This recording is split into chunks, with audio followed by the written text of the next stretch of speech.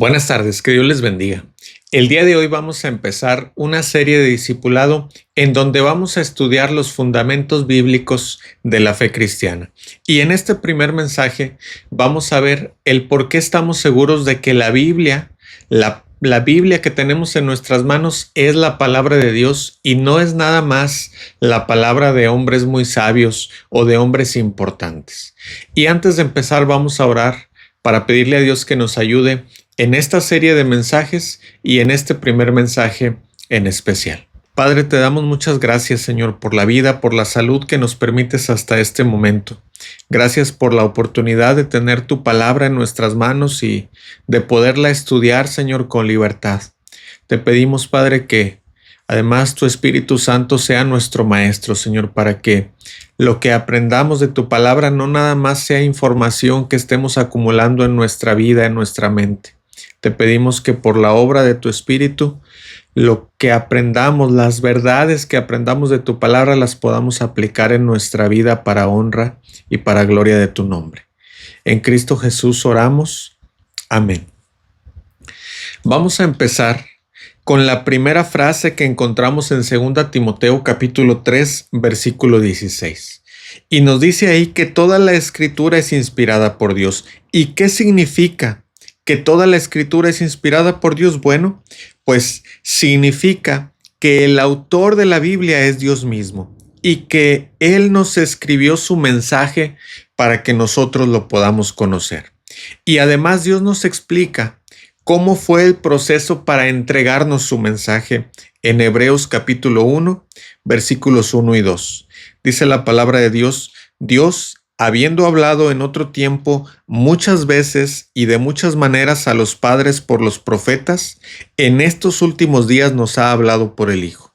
Es decir, el mensaje de Dios fue entregado en varios momentos y por diferentes medios, y que ahora finalmente Dios nos ha hablado por su Hijo unigénito. Y cuando Hebreos dice que fue en muchas ocasiones, quiere decir muchos momentos, es decir, muchos libros. Tenemos el Pentateuco, tenemos los libros proféticos, tenemos los libros históricos, los libros de poesía, y cuando dice que fue de muchas maneras, se refiere al medio por el que recibimos ese mensaje.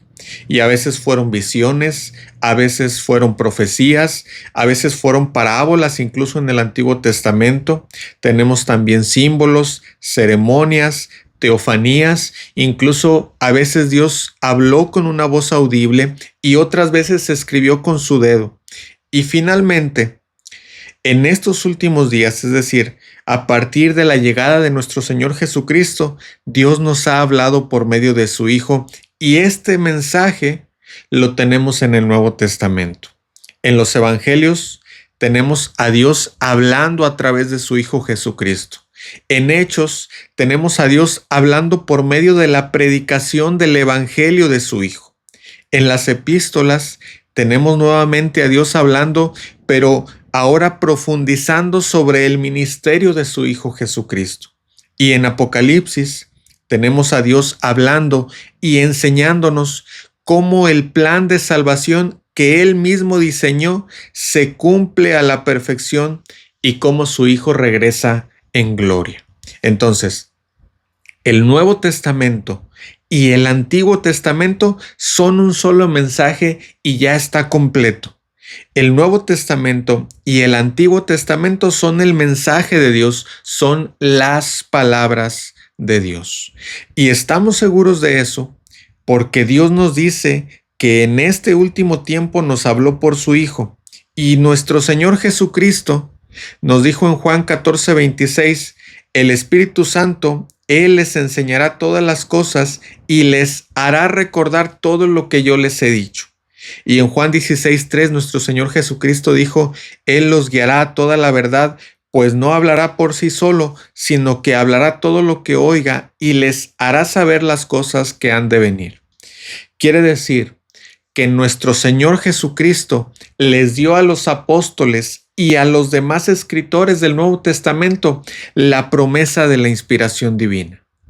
Segunda de Pedro capítulo 1, versículo 20 y versículo 21 dice, entendiendo primero esto, que ninguna profecía es de interpretación privada, porque nunca la profecía fue traída por voluntad humana, sino que los santos hombres de Dios hablaron siendo inspirados por el Espíritu Santo. Y aquí en estos versículos la palabra profecía significa mensaje, es decir, un mensaje divino, un mensaje de Dios. ¿Y qué quieren decir estos versículos? Bueno, quieren decir que ningún mensaje de la Biblia vino de lo que los escritores quisieron escribir, porque toda la Biblia vino directamente de Dios. Entonces, todo el contenido que tenemos en la Biblia es la revelación, es decir, lo que Dios quiere que conozcamos, lo que Dios quiere enseñarnos. Y fue escrito mediante el milagro de la inspiración divina. Y fue un milagro porque ellos eran hombres comunes, eran hombres como cualquier otro, sin un talento especial, pero hablaron las palabras de Dios. Y fue a través de su personalidad y de su historia y de sus ideas y de sus experiencias y de lo que ellos percibían. Pero aún con toda esa carga humana, cada palabra que escribieron es la palabra de Dios y vino por el milagro de la inspiración divina. Ahora, en el mundo hay gente muy talentosa que cuando están inspirados en un momento de inspiración pueden escribir grandes éxitos que incluso traspasan el tiempo y las modas. Pero cuando nosotros hablamos de la inspiración de la Biblia, no estamos hablando de ese tipo de inspiración. Estamos hablando de hombres normales, de hombres comunes, a los que Dios les entregó su mensaje. Dice Jeremías capítulo 1, versículo 9, y extendió Jehová su mano y tocó mi boca, y me dijo Jehová, he aquí he puesto mis palabras en tu boca. Este es el milagro de la inspiración divina, que Dios puso sus palabras en la boca de los escritores del Antiguo Testamento y del Nuevo Testamento.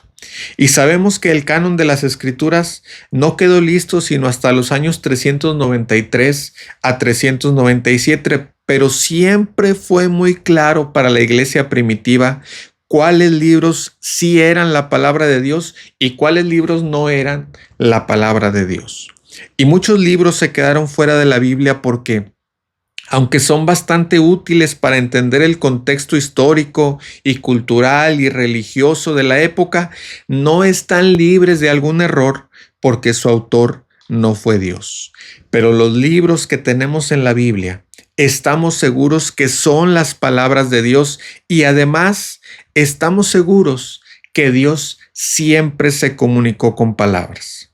Por ejemplo, cuando Moisés puso de pretexto su problema del lenguaje, Dios le dijo que él estaría con él y le enseñaría qué decir.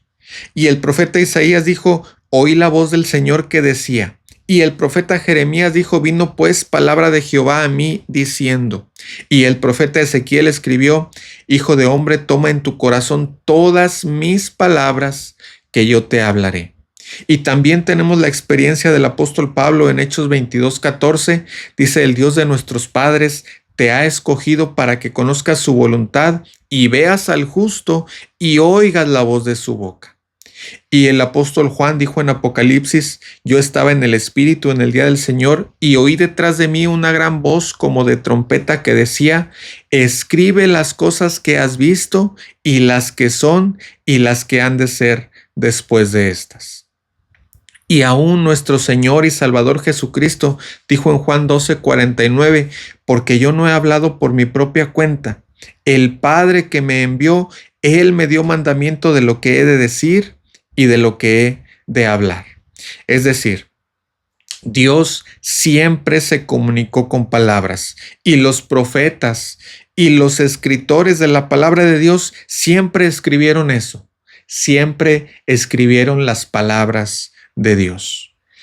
Primera de Pedro capítulo 1, versículo 10 y 11 dice, los profetas que profetizaron de la gracia destinada a ustedes inquirieron y diligentemente indagaron acerca de esta salvación, escudriñando qué persona y qué tiempo indicaba el Espíritu de Cristo que estaba en ellos. Es decir, que los escritores de la Biblia Algunas veces se escribieron bajo la inspiración divina, aunque no entendían totalmente el mensaje, pero estaban seguros que lo que estaban escribiendo era el mensaje de Dios. Ahora, debido a que la Biblia es la palabra de Dios, ha sido atacada y va a seguir siendo atacada. Algunas personas dicen que la Biblia no es la palabra de Dios, que no es un mensaje divino, que es importante, pero que nada más es la opinión de escritores humanos, pues que fueron personas importantes o inspirados. Y para fundamentar ese ataque, dicen que la Biblia no es divina porque no es precisa, porque tiene algunos errores. Dicen que la Biblia es correcta en lo religioso, pero que se equivoca en áreas como matemáticas y geografía, y dicen que las declaraciones científicas de la Biblia están equivocadas o son imprecisas. Y esas son acusaciones bastante graves porque son un ataque directo a Dios y a su palabra y a su Espíritu Santo, porque Él es quien inspiró la palabra de Dios. Pero vamos a ver algunos ejemplos de la exactitud de la Biblia aún en esos versículos donde es atacada. Por ejemplo, en Josué capítulo 10, versículo 12, la Biblia nos dice que en medio de una batalla el sol se detuvo, y científicamente la Tierra es la que se detuvo porque el movimiento de rotación de la Tierra sobre su propio eje es lo que determina la duración del día. Pero si nosotros hubiéramos estado ahí en la batalla, nuestra percepción sería que el sol se detuvo. Y muchas veces hablamos así. Por ejemplo, en las mañanas no decimos qué bonito giró la tierra, decimos ya salió el sol, aunque sabemos que el sol no sale, no estaba guardado como para que hubiera salido.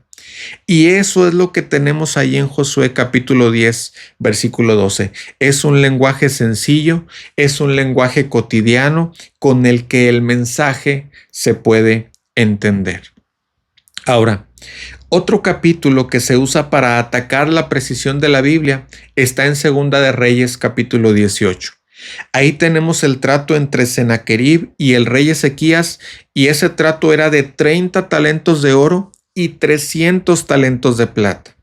Y los arqueólogos encontraron el registro de Sennacherib y ahí había registrados 800 talentos de plata y no 300 talentos de plata como dice la Biblia. Pero después descubrieron que 800 talentos sirios equivalían a 300 talentos hebreos y que la diferencia se debe a que la escritura está en hebreo y el registro de Sennacherib está en sirio. Y podríamos seguir con más textos y seguiríamos confirmando que cuando la Biblia habla de lo que la Biblia esté hablando es totalmente confiable, es totalmente precisa, es totalmente exacta. Y la Biblia es tan exacta que desde el primer versículo tiene los principios básicos de la ciencia. Herbert Spencer descubrió que los elementos primarios son el tiempo, la fuerza, la acción, el espacio y la materia, y no se dio cuenta que esa verdad está en Génesis 1:1. Dice la palabra de Dios: en el principio creó Dios los cielos y la tierra. En el principio tenemos el tiempo. Creó, tenemos la acción. Dios es la fuerza que creó todo. Los cielos es el espacio, la tierra es la materia. Y la ciencia descubrió que todo lo que existe es posible por una continuidad de tiempo, de fuerza, de acción, de espacio y de materia, y que después de que estos elementos existieron, ya no se necesita más creación. Y eso es lo que la Biblia nos dice en Génesis capítulo 2, versículo 2. Dice: y acabó Dios la obra que hizo. Y a este principio bíblico que establece que Dios terminó su creación, es decir, el principio del cese total de la actividad creadora, la ciencia le puso nombre y lo llamó la ley de la conservación de la materia y la energía. Y es la primera ley de la termodinámica y es el principio más básico y universal y más aceptado de todos, y ya estaba explicado en Génesis 2, versículo 2.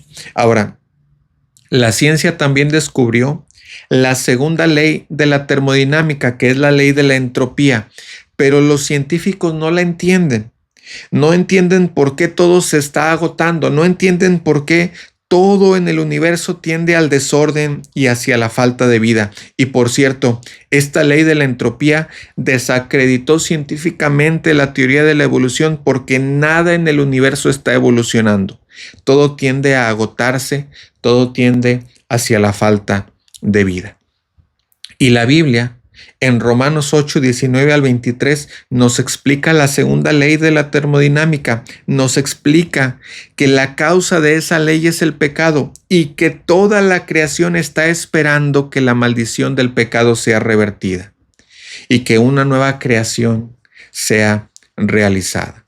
Pero la ciencia no acepta la Biblia y por eso no entiende que el pecado es la causa de la ley de la entropía. Ahora, en la Biblia también tenemos profecías y todas son totalmente exactas. Por ejemplo, en Ezequiel 26 tenemos la profecía de la destrucción de Tiro. Tiro era una ciudad muy grande que tenía murallas de 45 metros de alto y de 5 metros de ancho. Y 3 años después de que se dijo esta profecía, Nabucodonosor sitió a la ciudad por 13 años y entró y destruyó los muros y las torres de Tiro, pero la ciudad tenía barcos y se llevaron todo lo de valor a una isla a 1,5 kilómetros. Y eso es lo que la profecía decía, que no iban a conseguir ningún botín. Y hasta aquí, solo una parte de la profecía se había cumplido, la parte de la destrucción de las murallas y la parte de los asesinatos de la gente, pero los escombros todavía estaban allí y ese lugar todavía no era una peña lisa como la profecía decía que sería. Y la ciudad siguió su vida en la isla por 250 años hasta que llegó Alejandro Magno y él venía de paso nada más, él iba rumbo a Egipto y acababa de derrotar a los persas, pero necesitaba suministros para su ejército. Y Alejandro les mandó un mensaje a la ciudad de Tiro y les dijo: quiero darles suministros a todos mis hombres, a mis caballos y a mi ejército. Pero ellos le contestaron: mire, señor Alejandro, usted no tiene barcos y nosotros, pues como puede ver, estamos en una isla, así que no le vamos a ayudar. Y claro que Alejandro Magno se enojó con esa respuesta y él hizo lo que Ezequiel profetizó. La profecía decía que los escombros serían arrojados al mar y que el lugar sería como una peña lisa, y es lo que Alejandro hizo. Él lanzó los escombros de la antigua ciudad al mar y construyó un istmo para llegar a la isla y entró a la ciudad y cumplió todos los detalles de la profecía. Y por cierto, la ciudad de Tiro nunca ha sido reconstruida porque Dios dijo que no se edificaría más. Y ahí solo se hace lo que la profecía dijo que se haría. Se extienden las redes de pesca, es decir, simplemente ahí se ponen a secar las redes de pesca porque Dios dijo que así iba a ser. Ahora, había otra ciudad, la ciudad de Sidón, que estaba a unos 36 kilómetros de Tiro, y Ezequiel también le profetizó en el capítulo 28, versículo 22, y la profecía dice que habría sangre en las calles y espadas por todas partes, pero nunca habla de destrucción final. Y Sidón fue conquistada muchas veces porque en el 351 a.C. fue gobernada por Persia y 40,000 personas se quemaron junto con sus posesiones para no caer prisioneros de los persas. Y la sangre corrió muchas veces por sus calles porque fue tomada 3 veces por los cruzados, 3 veces por los musulmanes y fue bombardeada en 1840 por las Fuerzas Unidas de Inglaterra, de Francia y de Turquía. Pero Sidón todavía es una ciudad porque Dios no dijo que sería destruida. Y así tenemos en la Biblia muchas profecías y todas son totalmente exactas. Por ejemplo, tenemos en Ezequiel 30 la profecía de la destrucción de Egipto, en Nahum 1 la destrucción de Nínive, en Isaías 13 la destrucción de Babilonia, en Oseas 13 la destrucción de Samaria, en Ezequiel 25 la destrucción de Moab y Amón y muchas profecías más, y todas son totalmente precisas. Ahora, ¿por qué es importante que conozcamos que la Biblia es la palabra de Dios? Bueno, vamos a seguir con la segunda parte del versículo 16 de 2 Timoteo 3. Dice: porque es útil para enseñar, para redarguir, para corregir, para instruir en justicia, a fin de que el hombre de Dios sea perfecto, enteramente preparado para toda buena obra. Es decir, la Biblia es tan importante porque es lo que Dios usa para transformar nuestra vida, porque Dios quiere que nuestra vida sea como la de su Hijo Jesucristo, que fue obediente en todo. Y la obediencia que Dios busca de nosotros no es una obediencia por obligación, es una obediencia por amor, por gratitud. Entonces, si la Biblia es la palabra de Dios y lo es, entonces nuestra respuesta debería de ser amarla y que podamos decir, como dijo el rey David en el Salmo 119:97, cuánto amo yo tu ley. Y si la Biblia es la palabra de Dios y lo es, entonces tendríamos que defenderla, como dice Judas 3, tendríamos que contender ardientemente por la fe. Y si la Biblia es la palabra de Dios y lo es, entonces deberíamos de predicarla. Como dice 2 Timoteo 4:2, predica la palabra. Predicamos la Biblia porque aunque puede haber muchos mensajes que pueden ser dichos con la mejor intención y con el mayor amor posible, pero todo mensaje fuera de la palabra de Dios, aunque sea con la mejor intención, aunque sea con el mayor amor posible, está influenciada por el pecado. Pero la Biblia es diferente porque no viene de una mente influenciada por el pecado, no viene de un amor pecaminoso, viene de la mente santa de Dios. Por eso predicamos la Biblia. Y entonces, si la Biblia es la palabra de Dios y lo es, nuestra respuesta debería de ser vivirla, como leemos en Santiago 1:22 al 25. Y vamos a leer la Nueva Traducción Viviente que dice, no nada más escuchen la palabra de Dios, tienen que ponerla en práctica. De lo contrario, solamente se engañan a ustedes mismos. Y vamos a cerrar con una estadística de Estados Unidos que dice que una persona come durante toda su vida unas 150 cabezas de ganado en carne, unos 3,000 pollos, unas 250 ovejas y corderos, unos 310 cerdos nada más en forma de tocino y de jamón, unas 26 hectáreas de cereales y de frutas y verduras. Y cuando pensamos en esta cantidad monumental de comida, tenemos que recordar que nuestro Señor Jesucristo nos dijo en Mateo 4:4 que no solo de pan vivirá el hombre, sino de toda palabra que sale de la boca de Dios. Y sería muy triste desperdiciar las palabras de Dios, porque eso es lo que nuestra Biblia es, palabras que salieron de la boca de Dios. Vamos a orar. Padre, te damos muchas gracias, Señor, por tu palabra. Gracias por la oportunidad que nos das de tenerla en nuestras manos con libertad, de poderla estudiar, de poderla predicar, de poderla vivir, Señor. Y te pedimos, Padre, que tu Espíritu Santo haga que la semilla que ha sido sembrada hoy en nuestra mente, en nuestro corazón de tu palabra, pueda dar fruto. Señor, ayúdanos a ponerla en práctica.